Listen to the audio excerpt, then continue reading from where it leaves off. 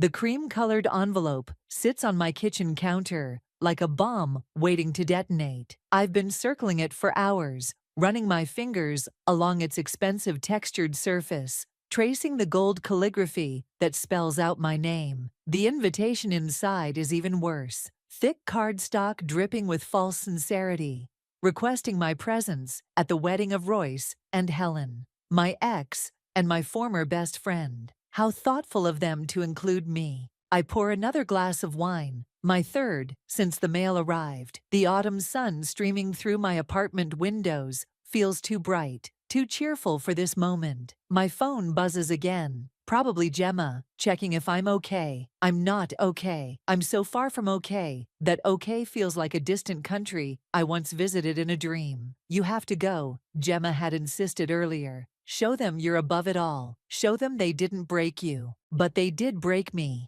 I, Emily Parker, who prided myself on being unbreakable, am sitting here with mascara-stained cheeks, contemplating whether to RSVP to my own personal nightmare. The memory of how I found out about them still burns fresh. That Sunday brunch, 3 months ago, when I walked into our favorite cafe and saw them wrapped around each other in our usual booth. They didn't even have the decency to look guilty. Helen's perfectly manicured hand rested on Royce's chest, the same chest I'd laid my head on countless nights, while he smiled that infuriatingly charming smile. "Emily," he'd said, as if we were all old friends meeting for coffee. "We were going to tell you.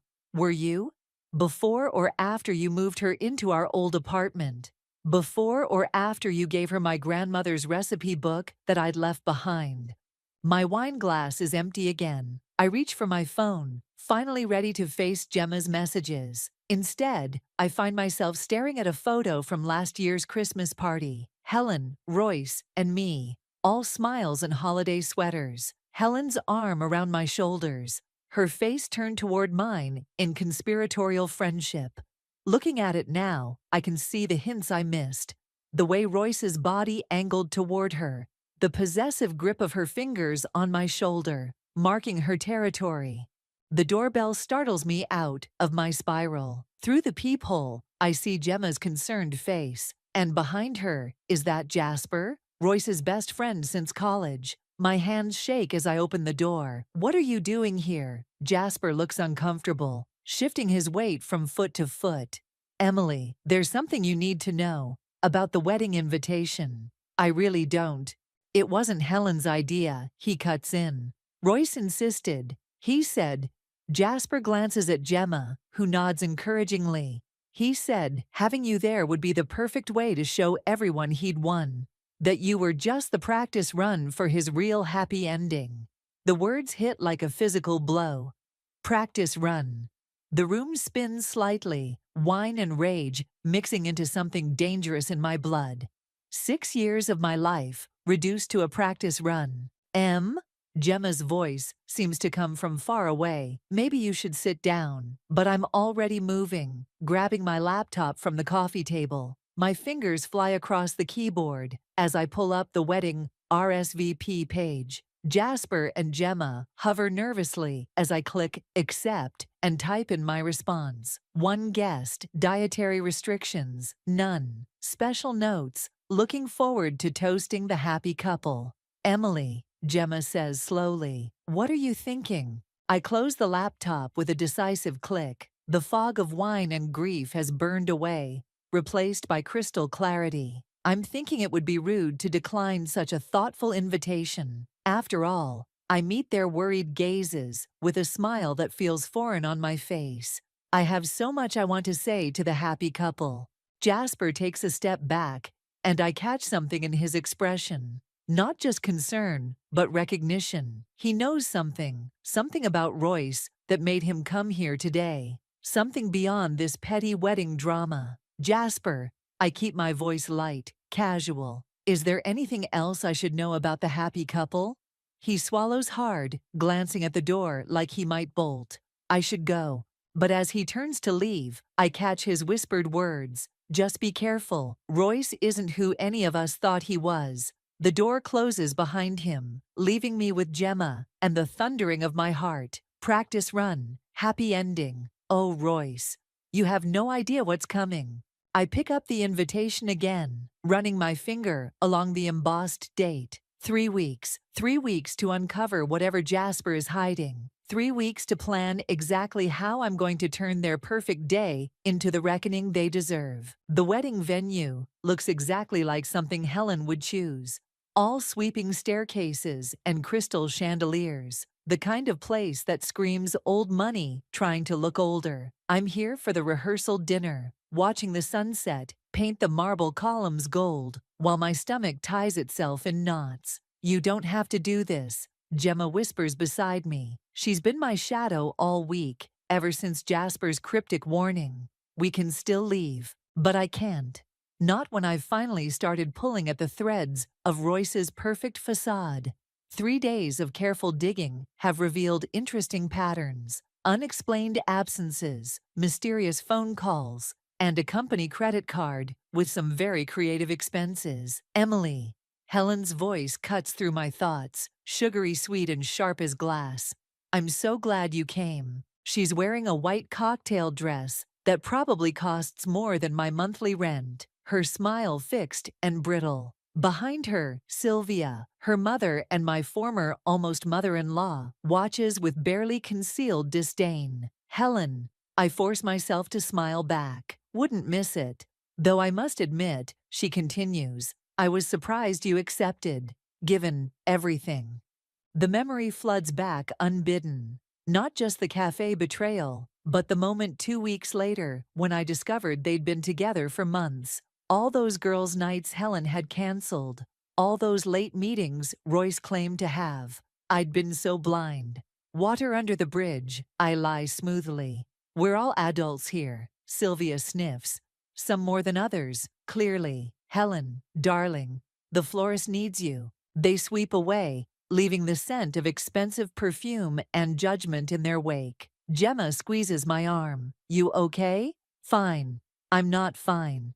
I'm remembering all the Sunday dinners at Sylvia's house, how she used to call me daughter, how she promised my mother before she died that she'd look after me. Now she can barely meet my eyes. The rehearsal dinner begins. A choreographed display of wealth and false sentiment. I watch Royce work the room, that familiar charisma drawing everyone into his orbit. He hasn't acknowledged me yet, but I feel his awareness like a current in the air.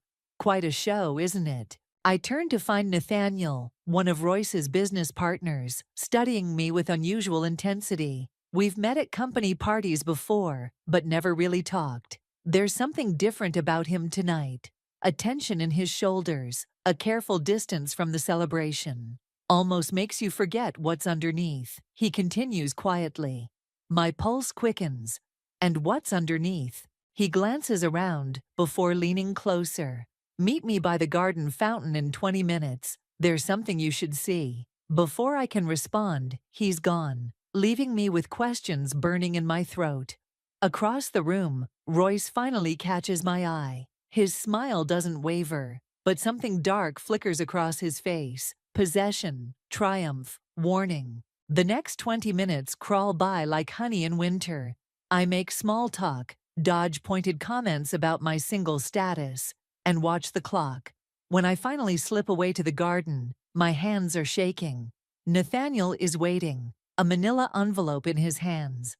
Before I give you this, he says, I need to know what you plan to do with it. That depends on what's in it. Evidence. His voice is grim. Of what Royce really is. What he's been doing to the company, to people who trust him, to you. The fountain burbles quietly behind us as he hands over the envelope. Inside are bank statements, emails, photographs, a paper trail of destruction.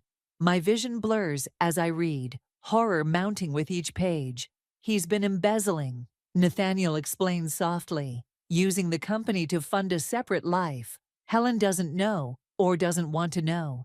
But there's more. I find it near the bottom. Credit card statements showing hotel charges in New York. On weekends, when Royce was supposedly with me, when Helen was supposedly visiting her sister. He never chose between you, Nathaniel says. He was playing you both, and others. The truth hits like a physical blow. All those business trips, those late nights at the office. He hadn't left me for Helen. He'd been with both of us, probably others, crafting separate lives like some twisted architect of deception. Why are you showing me this? Nathaniel's eyes are serious in the gathering dusk. Because the board meeting is next week, right after the wedding. He's planning something big, something that could ruin a lot of lives. And you, he pauses, you might be the only one who can stop him. Inside, the rehearsal dinner continues. Laughter floating through the open windows. I clutch the envelope, feeling the weight of its secrets. My simple revenge fantasy has just become something much darker, much more dangerous. And Royce, damn him, is watching me through the window, raising his glass in a mock toast. I spend the night studying Nathaniel's documents until my eyes burn, piecing together the scope of Royce's deception. By dawn, my apartment floor is a maze of paper trails and broken trust, each revelation stoking the fire in my chest. My phone buzzes. Gemma, turn on the news, now. The morning business report hits like a sledgehammer. Allegations of financial misconduct at Robertson Industries. Sources suggest internal investigations. The anchor's voice fades as my mind races. This isn't just about me anymore. This is bigger than broken hearts and betrayed friendships. I'm halfway through my second coffee when someone pounds on my door. Helen stands there, mascara streaked down her face, clutching her phone like a lifeline. "Did you do this?" she demands, pushing past me. "Are you behind these rumors?" Funny how quickly you assume I'm to blame. I close the door, watching her pace my living room like a caged animal. "Shouldn't you be asking your fiancé about this?" Royce says it's all lies, competitors trying to tank the stock before the merger. She stops, finally noticing the papers scattered across my floor. Her face drains of color. "What is all this?" "The truth." I hand her one of the hotel receipts, dated during her supposed sister's weekend. "Though I'm guessing you already knew some of it." She stares at the paper, hands trembling. Don't what, Helen? Don't want to admit you knew he was playing us both? Or that he's still playing you? You don't understand," she whispers. "The wedding has to happen. My father's company depends on this merger. If Royce goes down..."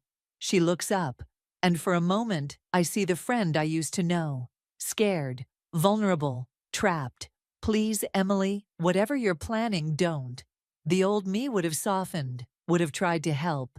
But I remember how she looked in that cafe, wearing the necklace I'd left at Royce's apartment, smugly certain of her victory. "Like you stopped when I begged you to tell me the truth?" My voice comes out harder than I intended. "When did it start, Helen? When did you decide I was disposable?" She flinches. "It wasn't like that. He has a way of making you feel special, like you're the only one who understands him." Her laugh is bitter. "I suppose we both fell for it.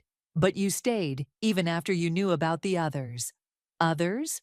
Something shifts in her expression. "What others?" Before I can respond, my phone rings. Nathaniel. Helen recognizes his name on the screen and goes very still.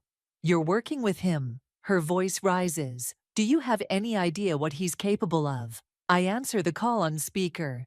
"Emily," Nathaniel says urgently, "don't trust anything Helen tells you. She's been helping Royce cover his tracks. The whole wedding is just a smokescreen for..." Helen lunges for my phone, ending the call. "He's lying. Nathaniel's the one you can't trust. He's been obsessed with taking down Royce for years." "Why should I believe you?" "Because," she takes a deep breath, "I can prove Nathaniel is behind the embezzlement. Royce caught him months ago, but kept it quiet to protect the company. The wedding, the merger, it's all to save jobs, to keep everything from collapsing." My head spins. Who's playing whom? The documents in front of me tell one story, but Helen's fear seems genuine. And Nathaniel's convenient appearance, his ready-made evidence. "Show me," I demand.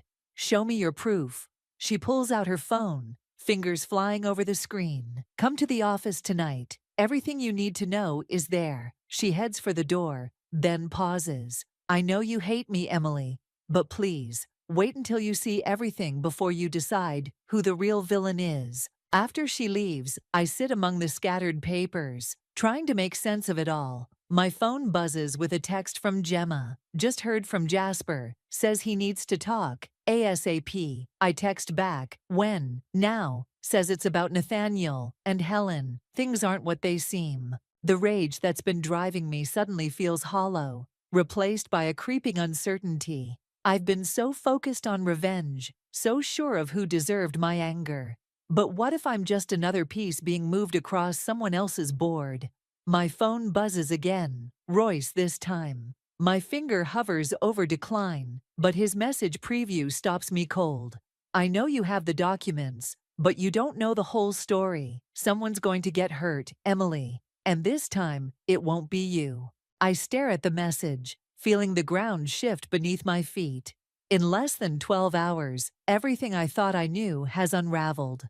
The question isn't just who to trust anymore, it's who's really pulling the strings. The office building looms dark against the evening sky, most windows already dark. My heels click against marble as I cross the lobby. Helen's keycard burning a hole in my pocket. She'd texted it to me an hour ago. 4th floor, executive files. The truth you need is in Royce's personal drive. Gemma's warning echoes in my head. It's a trap, Em. Why would she suddenly want to help you? But I'd seen the fear in Helen's eyes this morning. Whatever game she's playing, there's real desperation behind it. The elevator doors open to a silent floor. My phone buzzes. Jasper, again. I've been dodging his calls since our coffee meeting earlier, where he'd dropped another bomb. Nathaniel isn't just Royce's business partner, he'd said, hands wrapped around his untouched coffee. He was engaged to Helen 3 years ago, before Royce, before everything fell apart. The revelation had shifted my entire perspective. Nathaniel's help wasn't random. It was calculated, personal. I find Royce's office easily, muscle memory from countless lunch visits guiding me. The door unlocks with a soft click. Everything looks exactly the same. The pretentious modern art, the wall of business awards, the oversized desk where we'd once, focus. The computer wakes with a hum. Helen's login works, but as I start searching through files, something feels off. Everything's too neat, too obvious. A folder labeled Merger Documents practically screams setup. I wondered if you'd come. I spin around. Nathaniel stands in the doorway, his expression unreadable, here to show me more evidence. My voice stays steady, despite my racing heart. Or should I ask Helen about your history? He doesn't flinch. So Jasper told you. Did he also tell you why the engagement ended? I'm guessing Royce had something to do with it. Helen had everything to do with it. He steps into the office, closing the door. She chose him. Chose this life of lies and manipulation. I tried to warn her about what Royce really was, but she wouldn't listen. And now you're trying to warn me. I'm trying to stop him before he destroys more lives. Nathaniel moves closer, his intensity almost magnetic. The merger isn't just business. It's a hostile takeover disguised as a marriage. Helen's father's company, the jobs, everything. It'll all belong to Royce. And then he'll strip it bare. My fingers find the USB drive in my pocket, the one with copies of his evidence. Why should I believe you? Because you've seen how he operates, how he takes what he wants and discards people when he's done. His hand touches my arm, gentle but urgent. Help me stop him, Emily. We can expose everything at the wedding. Make sure everyone knows exactly who they're dealing with. The warmth of his touch sends warning signals through my brain. This feels familiar, too familiar. The same intensity, the same pull I'd felt with, the realization hits like ice water. I step back, really looking at him now. You're not just trying to stop Royce, are you? You want to hurt him, like he hurt you. Something dark flashes across his face. You don't understand. I understand perfectly. My laugh sounds hollow. God, I'm such an idiot. You're exactly like him, using people, manipulating situations. Did you plan this from the beginning? Finding me, feeding me information, playing on my pain. Emily, was any of it real? The evidence, the warnings. My voice rises despite myself. Or am I just your weapon against Royce? The elevator dings distantly.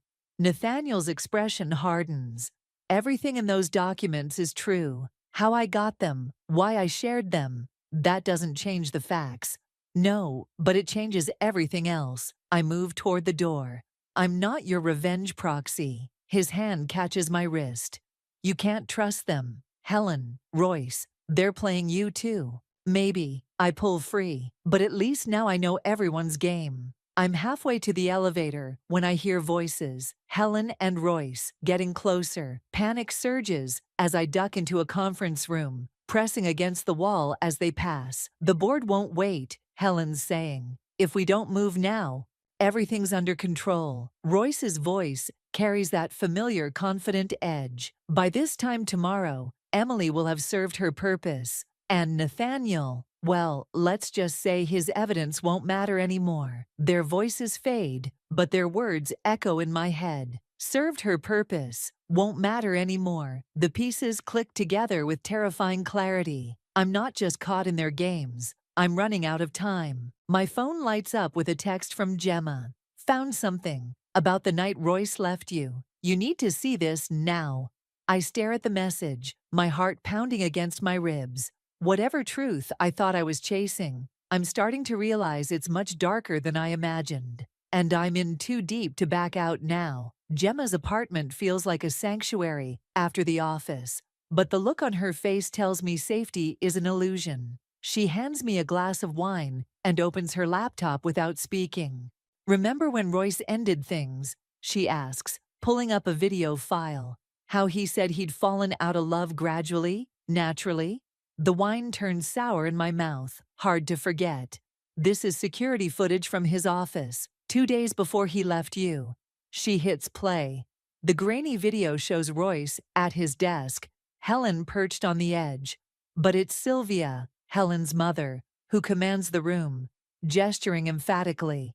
Can't keep stringing her along. Sylvia's voice crackles through the speakers. Emily's sweet, but she's not right for this family, not for where we need to go. Royce leans back, that familiar calculating look on his face. The merger requires a united front, Sylvia cuts in. Helen understands business, family obligations. Emily still thinks love conquers all. She laughs, the sound like breaking glass. Besides, her mother's medical bills make her vulnerable. We can't risk. I lunge for the laptop, slamming it shut. The room spins as pieces fall into place. How Royce had insisted on helping with Mom's cancer treatments. How the hospital bills mysteriously disappeared after he left. Gemma touches my shoulder. There's more. I can't. You need to know. Those bills. They're being used to blackmail other people too. It's a pattern. Royce finds people in desperate situations, helps them, then uses it against them later. My legs give out, and I sink onto her couch. How did you get this? Jasper. She sits beside me. He's been gathering evidence for months. He wanted to tell you sooner, but, she hesitates. He was afraid of what Royce would do. To you, to your mom's memory. Hot tears spill down my cheeks. Not from sadness, but pure, incandescent rage. They hadn't just taken my relationship, my friend, my future. They'd turned my mother's death into a weapon. My phone buzzes. Helen, where are you? We need to talk. Alone. Don't, Gemma warns. After what we just saw? No. I stand, wiping my eyes. I need to hear what she has to say. Need to see her try to explain this away. Emily. I'll be careful. I grab my coat. But I'm done hiding. The drive to Helen's apartment gives me time to steel myself. By the time I knock on her door, my hands have stopped shaking. She opens it wearing yoga pants and a worried expression. Thank God. Listen, about the office. Save it. I push past her. Let's talk about my mother instead. She freezes. What? The hospital bills. The convenient timing. Tell me, Helen, was that your idea or your mother's? It's not what you think. She runs a hand through her hair. We were trying to help, By using my dying mother as leverage, my voice cracks. Was any of it real? Our friendship? Those nights you held me while I cried about losing her? Of course it was real. She grabs my arms. Everything with your mom, that wasn't supposed to happen. But Roy said we could help, make things easier. By the time I realized what he was really doing, you stayed anyway. I had no choice. Tears spill down her cheeks. My father's company was already tangled up with Royce's. If I left, if I exposed anything, hundreds of people would lose everything, including you. What are you talking about? She pulls away, moving to a drawer. These came today. She hands me a stack of papers. Proof that your mother's bills weren't paid off. They were transferred. If anything happens to disrupt the merger, my blood runs cold as I read. Every payment, every treatment, all still hanging over my head. One signature from Royce could destroy me financially. So now you know, Helen whispers. We're both trapped. No.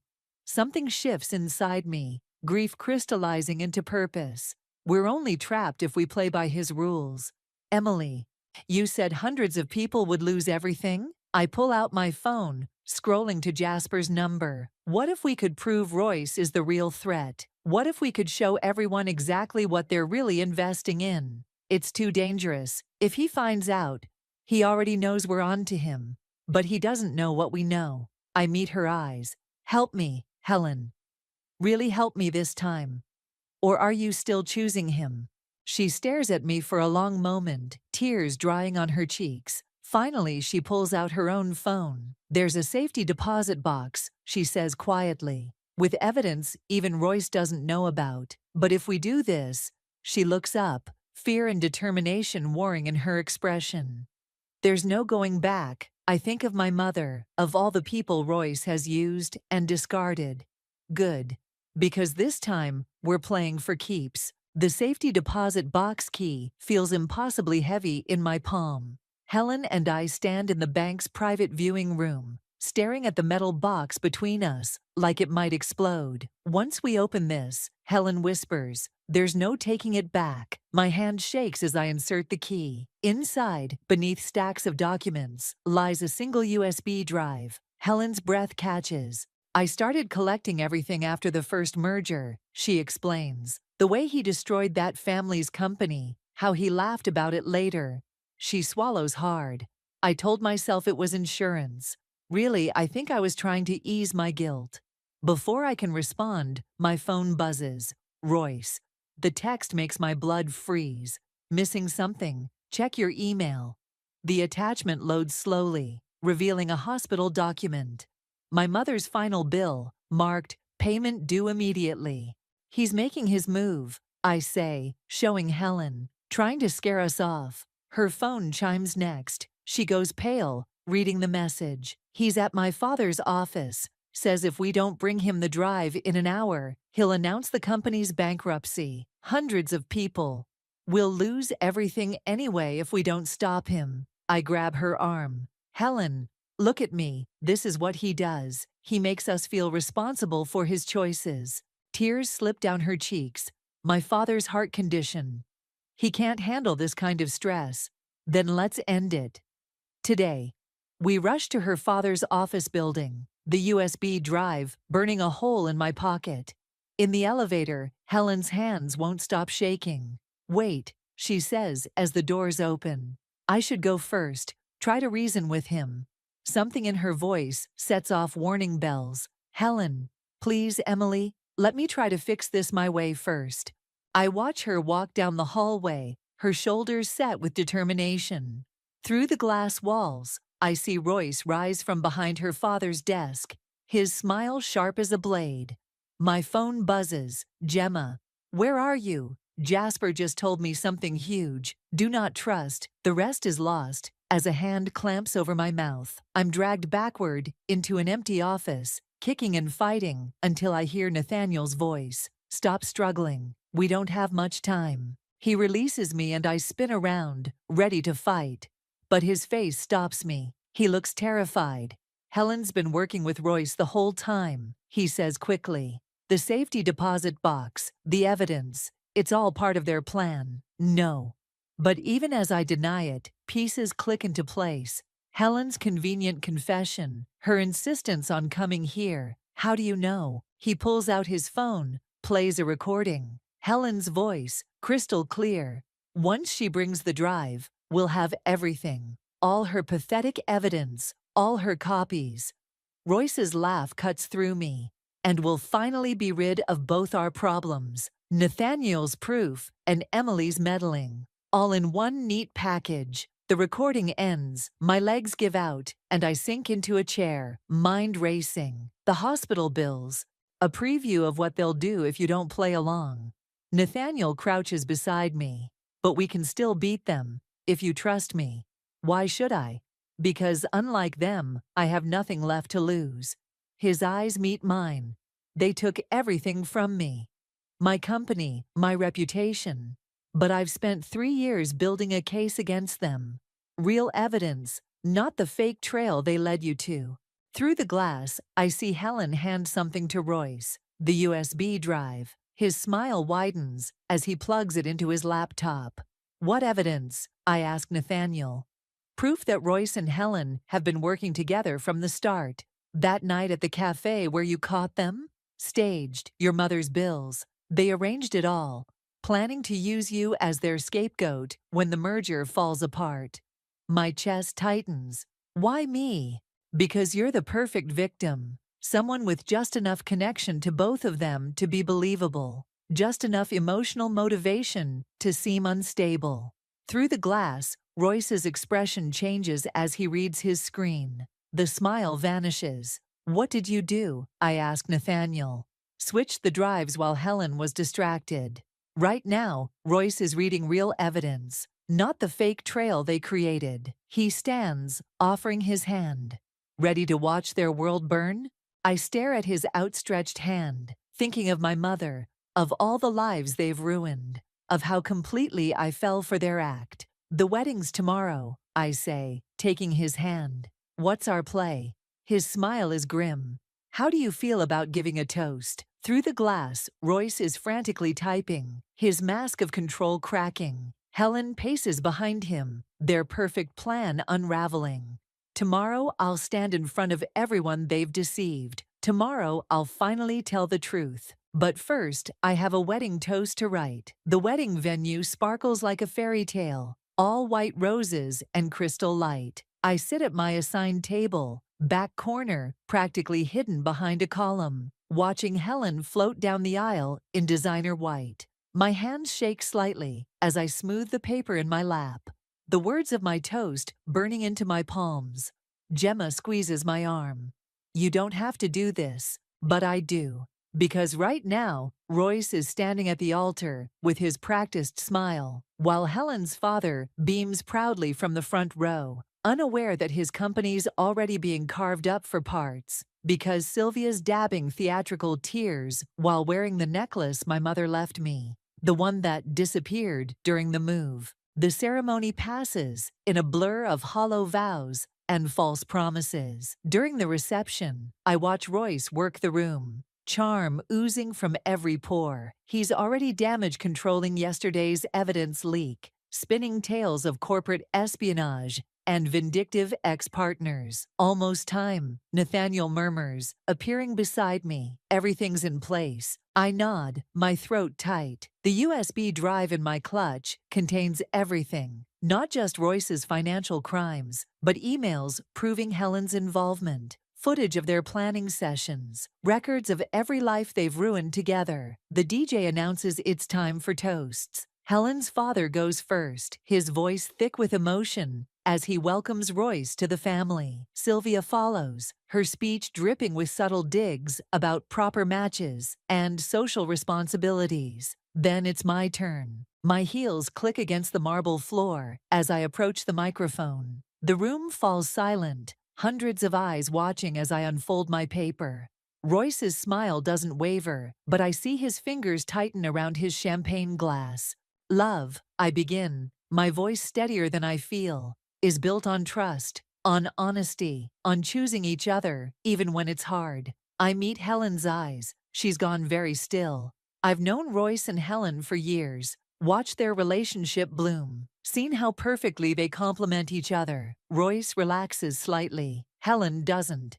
They taught me so much about love, I continue, about how it can blind you, how the people you trust most can use your faith against you, how a carefully crafted lie can destroy not just hearts, but lives. The room's atmosphere shifts. Confused murmurs ripple through the crowd. For instance, I pull out my phone. Did you know that while Helen was helping me plan my future with Royce, she was also helping him transfer my dying mother's medical bills into my name? Or that right now, as we celebrate their love, their lawyers are preparing to blame me for the coming corporate collapse? Emily, Royce's voice carries a warning. You're embarrassing yourself. Am I? I press play on my phone. His voice fills the room. Once the merger falls apart, Emily's emotional instability will make the perfect cover story. Who wouldn't believe the jealous ex snapped? Gasps echo through the hall. Helen's father stands, his face ashen. Sylvia moves toward me, but Gemma blocks her path. Security, Royce calls, but Nathaniel's already signaling to the officers by the door. They don't move. The SEC has everything, I tell him. Every document, every recording, every life you've destroyed. It's over. You don't understand what you've done, Helen hisses, grabbing my arm. Do you know how many people depend on what? Your lies? I shake her off. Ask your father if he knows about the offshore accounts. Ask him where his pension fund really went. Her father sways, clutching his chest. People rush to help him. As chaos erupts, Royce tries to slip away, but security finally moves to block the exits. You're just like us, Helen spits as officers approach, using people, manipulating situations for revenge. No, I step back, watching Royce's mask finally crack as handcuffs click around his wrists. I'm nothing like you, because I'm choosing truth, even though it hurts. The next hour blurs into statements and signatures. Helen's father is rushed to hospital, stable but shaken. Sylvia's arrested, trying to delete files from Royce's office. Throughout it all, my mother's necklace gleams at her throat, a final testament to their casual cruelty. Later, standing outside in the cool night air, Gemma hugs me tight. You did it. We did it, I correct, watching Nathaniel talk to investigators. He catches my eye, nods once. Whatever his motivations, he helped expose the truth. That's enough for now. My phone buzzes. A message from the hospital's billing department. Account cleared. The weight of years lifts from my shoulders as justice finally arrives.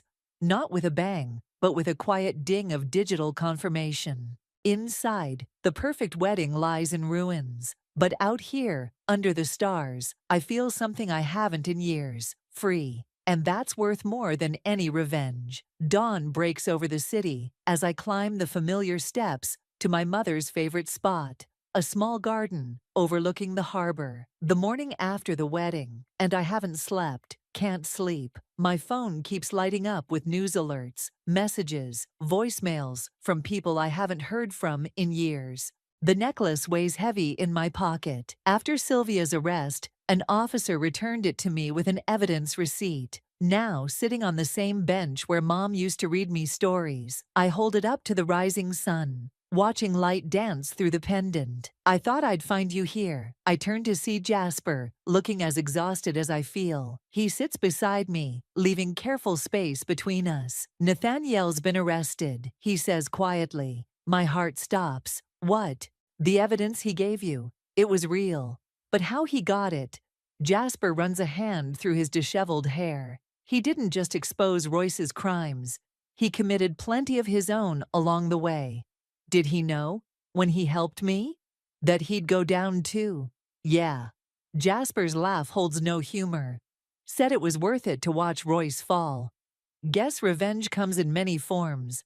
The irony sits heavy in my chest. Everyone playing their own game of justice. Each of us thinking we were different, better, righteous. There's something else, Jasper continues. Something I should have told you sooner. He pulls out an envelope. aged and creased. Your mother wrote this, near the end. Asked me to give it to you when you were ready to hear the truth. My hands shake as I open it. Mom's familiar handwriting fills the page. My dearest Emily, by now, you know about Royce, about the bills, about all of it. What you don't know is that I chose this. When Royce offered to pay for my treatment in exchange for my silence about what I'd discovered at his company, I agreed, not to save myself, but to protect you from what I knew would happen if I exposed him then.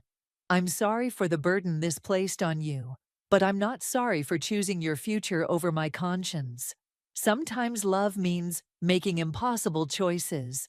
The truth is your weapon now, darling. Use it wisely. Use it not for revenge, but for justice. There's a difference. One leaves you empty, the other sets you free. All my love, Mom. Tears blur my vision as pieces click into place. Mom's insistence that I keep fighting after she was gone. Her strange calm when Royce offered to help. The knowing look in her eyes when Helen started coming around more often. She protected me, I whisper. Even then she was protecting me. She was buying time, Jasper says gently, making sure you'd be strong enough when the truth finally came out. The harbor breeze carries the scent of salt and new beginnings. I clasp the necklace around my neck, feeling its familiar weight, no longer a reminder of theft, but of sacrifice, of love stronger than vengeance. My phone buzzes. Gemma, Helen's father made it through surgery. He's asking to see you. Are you going to go? Jasper asks. I think of Helen in handcuffs, of Royce's mask finally cracking, of Nathaniel's Pyrrhic victory, of my mother making an impossible choice. Yes, I say, not for revenge, not even for justice anymore, but because someone needs to tell him the whole truth. Someone who remembers what it's like to have your whole world built on lies. Jasper stands, offers his hand. Want company? I take it, letting him pull me up. The sun has fully risen now, painting the city in shades of possibility. My phone buzzes again. Reporters, investigators, more people wanting pieces of the story. But standing here, in my mother's favorite place, I finally understand. The story was never about revenge. It wasn't even about justice. Not really. It was about truth.